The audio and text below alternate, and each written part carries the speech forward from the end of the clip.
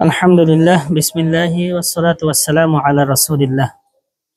আজকে আমরা কথা বলবো মুসলিম এবং অমুসলিমদের শিক্ষার ব্যবধান কত, শিক্ষার দিক দিয়ে কারা এগিয়ে। আমরা আজকে এই ব্যাপারে কিছু কথা বলার চেষ্টা করবো ইনশাআল্লাহ। দেখেন, সারা বিশ্বে যদি আমরা একশোটি শ্রেষ্ঠ শিক্ষা প্রতিষ্ঠানকে যদি আমরা আলাদা করি, 100টি শ্রেষ্ঠ শিক্ষা প্রতিষ্ঠানের মাঝে শুধুমাত্র আমেরিকাতে আছে 41টি। একটু মনোযোগ দিয়ে কথাটা শুনুন। সারা বিশ্বের মাঝে যদি আমরা 100টি শ্রেষ্ঠ শিক্ষা প্রতিষ্ঠানকে আলাদা করি, উচ্চ শিক্ষা প্রতিষ্ঠান, তাহলে সে উচ্চ শিক্ষা প্রতিষ্ঠানের মাঝে শুধু আমেরিকাতেই আছে 41টি। আর দুঃখের ব্যাপার হচ্ছে আমাদের এশিয়া মহাদেশে আছে মাত্র 12টি।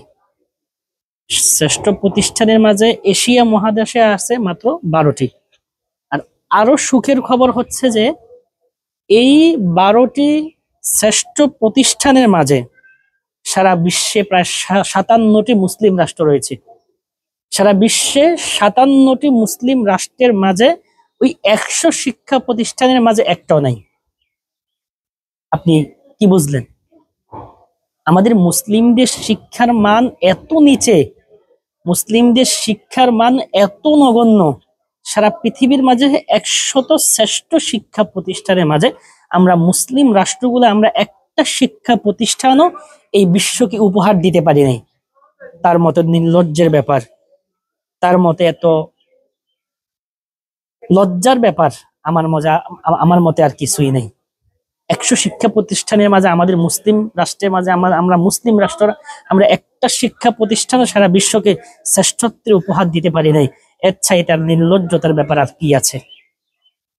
আপনি ইসরায়েল, আমরা যাদেরকে আমরা গালি দিই, যারা আমাদের প্রতি অত্যাচার করছে, অবিচার করছে, সেই ইসরায়েল পর্যন্ত এখনো পর্যন্ত সারা বিশ্বকে 4টি শ্রেষ্ঠ শিক্ষা প্রতিষ্ঠান উপহার দিতে পেরেছে। আমরা পারি নাই। আমরা যেই ইহুদিদেরকে আমরা গালি দিচ্ছি, মাত্র 1.25 কোটি ইহুদি, 1,25,00,000 ইহুদি, যারা আজ সারা বিশ্বকে তাদের আঙ্গুলের উপরে নাচাচ্ছে। আপনি কি তাদের শিক্ষা মান সম্পর্কে কি আপনার ধারণা আছে? ইহুদিদের মাঝে তারা 164 জনের মাঝে তারা একজন বিজ্ঞানী তারা সারা বিশ্বকে উপহার দিচ্ছে। 164 জনের মাঝে একজন তারা বিজ্ঞানী তৈরি করছে। দুঃখের ব্যাপার হচ্ছে আমরা মুসলমানরা 33,232 জনের মাঝে মাত্র একজন বিজ্ঞানী তৈরি করতে পেরেছি। আপনি লক্ষ্য করেন, আমরা এই মুসলিম, আমরা এই বিশ্বকে আমরা এখন কি দিতে পেরেছি? শিক্ষায় দীক্ষায় কোন সাইটে আমরা নাই। শিক্ষায় আমরা সবচাইতে নিচে, অর্থনৈতিক আমরা সবচাইতে নিচে। অর্থনৈতিক দিক দিয়ে আমরা নিচু হওয়ার প্রধান কারণ হচ্ছে আমরা শিক্ষা থেকে অনেক দূরে। যে জায়গায় ইহুদিরা 164 জনের মাঝে একজন বিজ্ঞানী তৈরি করছে, সেই জায়গায় আমরা মুসলিম নাম্বার 33,232 জনের মাঝে মাত্র একজন বিজ্ঞানী তৈরি করেছি। আপনি আরো আশ্চর্য হবেন, 2005 সালে একটা গবেষণা এসেছে, ইউরোপের প্রায় 15টি রাষ্ট্র মিলে 21,40,000 জন, এই পর্যন্ত ইউরোপ 15টি রাষ্ট্র মিলে 21,40,000 জন তারা বিজ্ঞানী এই তৈরি করতে পেরেছে। আর বিপরীতে শুধুমাত্র জাপান, একমাত্র রাষ্ট্র জাপান, যে জাপান একাই 21 লক্ষ বিজ্ঞানী তৈরি করছে।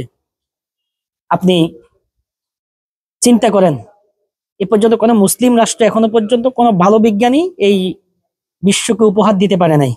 কিন্তু অপর পক্ষে শুধুমাত্র জাপান 21 লক্ষ বিজ্ঞানী তারা এই এখনো সময় পর্যন্ত 21 লক্ষ তারা বিজ্ঞানী তৈরি করেছে। আর ইউরোপের 15টা রাষ্ট্র মিলে 21,40,000 জন বিজ্ঞানী তৈরি করেছে। কিন্তু আমরা মুসলিমরা জিরো, তাই আসুন, অন্য কাউকে গালি না দিয়ে নিজের অবস্থানটা আগে পরিষ্কার করুন।